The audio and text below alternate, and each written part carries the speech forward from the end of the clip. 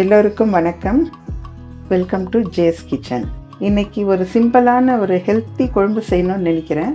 சுண்டல் வேக வச்சுருந்தேன் இல்லைங்களா, அந்த சுண்டல் தண்ணி மீதமாயிடுச்சு.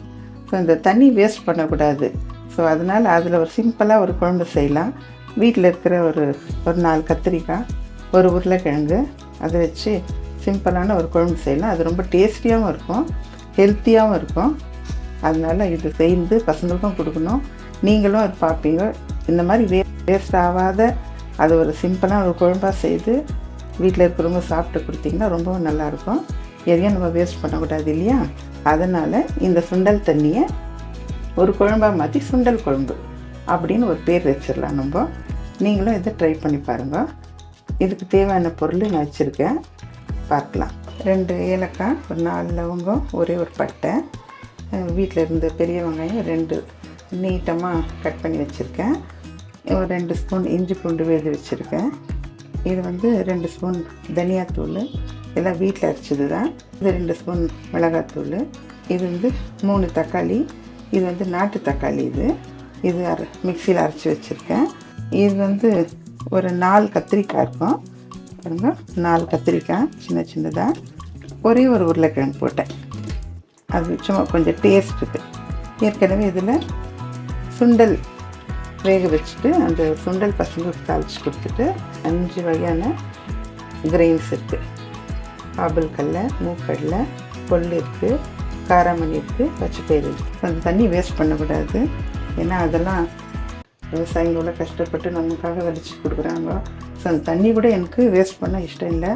ஸோ அதனால் அது குழம்பு வச்சுக்கலாமே.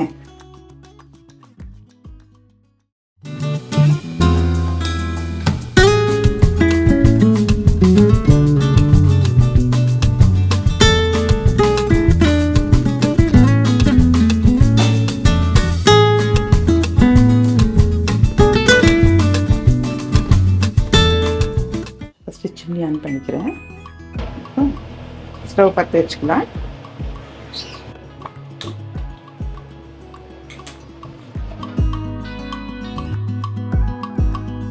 பாத்திரம் சூடாயிடுச்சு. இப்போ கொஞ்சம் எண்ணெய் விட்டுக்கிறேன். கொஞ்சமாக தான் எண்ணெய் விட்டுருக்கேன் பாருங்க. ஒரு 1/2 கரண்டி தான் இது. நான் சன்ராக் எண்ணெய் போட்டிருக்கேன். எண்ணெய் சூடாயிடுச்சு. இப்போ பாரு, இந்த பட்டை லவங்க ஏலக்காவை போட்டுட்டேன். நீல வாட்டில் கட் பண்ணி வச்சுருந்தேன் இல்லைங்களா, இந்த வெங்காயத்தை போட்டுருப்பாருங்க. எண்ணெய் கொஞ்சம் பெரிக்கும், கோல்டன் ப்ரௌன் மாதிரி கொஞ்சம் வதங்கிடுச்சு. இந்த ஸ்டேஜில் நம்ம 2 ஸ்பூன் அரைச்சி வச்ச இஞ்சி பூண்டு விழுது போடலாம்.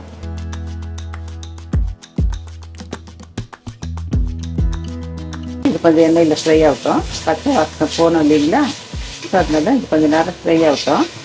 இஞ்சி பூண்டு பேஸ்ட்டு நல்லா அந்த பச்சை வாசனை போயிடுச்சு. இப்போ அந்த எண்ணெய்லாம் பிரிஞ்சு வருது பாருங்க.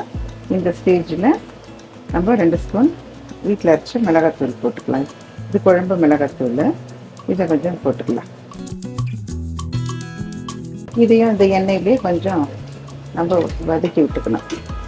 அப்போ என்னென்னா இதுலேயும் அந்த மிளகாய் வாசனைலாம் நமக்கு வராது. நல்லா எண்ணெயில் கொஞ்சம் ஃப்ரை ஆகிடுச்சுன்னா சாப்பிட்றதுக்கு டேஸ்ட்டாக இருக்கும். 2 ஸ்பூன் தனியாத்தூள் போடுறேன். இந்த தனியாத்தூளும் கொஞ்சம் எண்ணெயில் இப்படி கொஞ்சம் வாட்டிட்டோம்னாக்கா பச்சை வாசனை வராது, கலர் சேஞ்ச் ஆகிடுச்சு வரு. இப்போ நம்ம தக்காளி அரைச்சி வச்சு தக்காளி ஊற்றலாம். தக்காளியோட பச்சை வாசனை போகணும் இல்லைங்களா, அதனால இது கொஞ்சம் நம்ம இப்படி வதக்கி விட்டுக்கலாம்.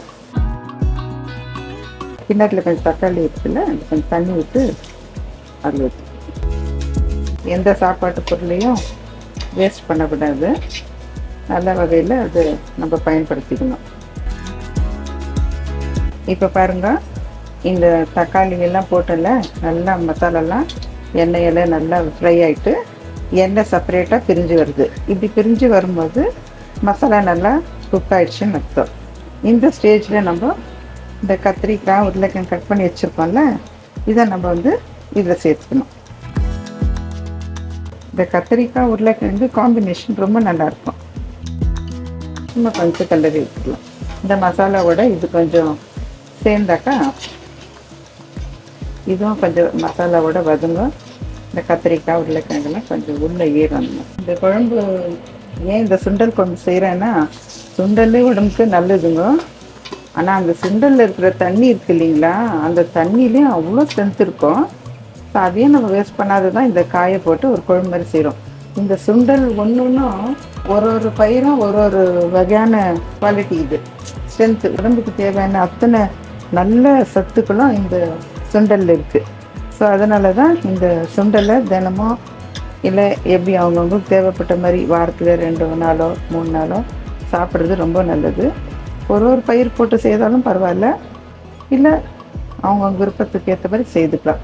நான் இன்றைக்கி 5 பயிர் போட்டு ஊற வச்சதுனால அந்த தண்ணியில் இன்னும் நல்லா டேஸ்ட்டாக இருக்குன்னு தான் இந்த காயை போட்டு நான் ஆட் பண்ணுறேன். நல்ல மருத்துவ குணம் இருக்குது ஒவ்வொரு பயிர்லேயும். அதை தவறாமல் எல்லோரும் சாப்பிட்டா ஹெல்த்தியாக இருக்கலாம்.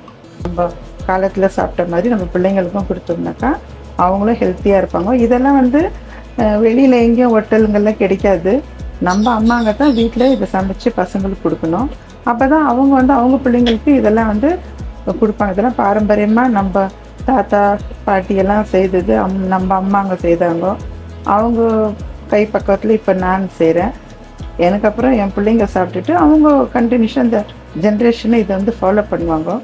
பாரம்பரியமான உணவு இதெல்லாம் கிராமத்துலலாம் போனால் தான் கிடைக்கும். சிட்டியில் எதுவும் செய்ய மாட்டாங்க, ஹோட்டல்லையும் கிடைக்காது. நம்ம செய்து கொடுத்தா தானே பசங்க சாப்பிடுவாங்க.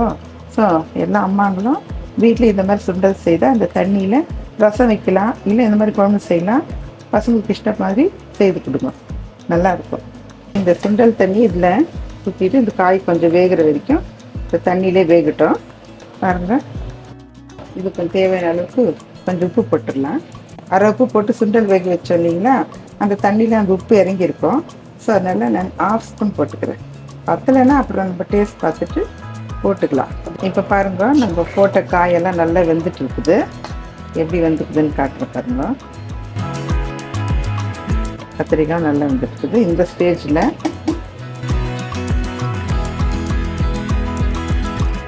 சுண்டல் கொஞ்சம் இருக்கு இல்லைங்களா, இது சாப்பிடும்போது நல்லா கிடைக்கும். அதான் இந்த சுண்டலை நம்ம இதில் சேர்த்துக்கலாம். கொஞ்சம் கலரி விட்டுடலாம். ஏன்னா அது அப்போ போட்டிருக்கலாம் காயோட.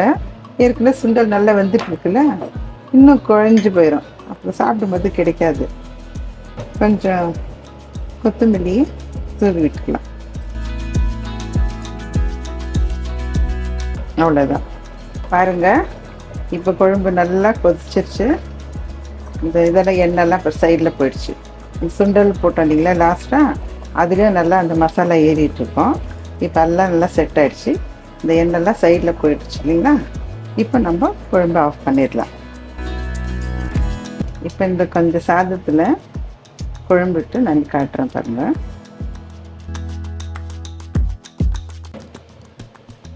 நீங்களும் சாப்பிடுங்க. நான் கொஞ்சம் டேஸ்ட் பண்ணி பார்க்குறேன்.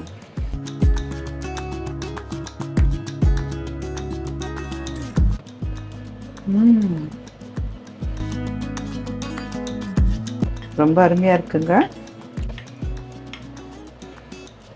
இந்த மாதிரி ஒரு குழம்பு நீங்களும் செய்து பாருங்கள். சேர்ந்து பார்த்துட்டு சாப்பிட்டு பார்த்துட்டு பசங்களுக்கும் கொடுங்க. அடுத்த வீடியோவில் நான் வேறு எதுனா சமைக்கிறேன். இந்த வீடியோ உங்களுக்கு பிடிச்சிருந்தா கமெண்ட்ஸில் சொல்லுங்கள், லைக் பண்ணுங்கள், ஷேர் பண்ணுங்கள், மறக்காமல் சப்ஸ்கிரைப் பண்ணுங்கள். இவ்வளோ நேரம் இதை பார்த்ததுக்கு உங்கள் எல்லாருக்கும் நன்றி, வணக்கம்.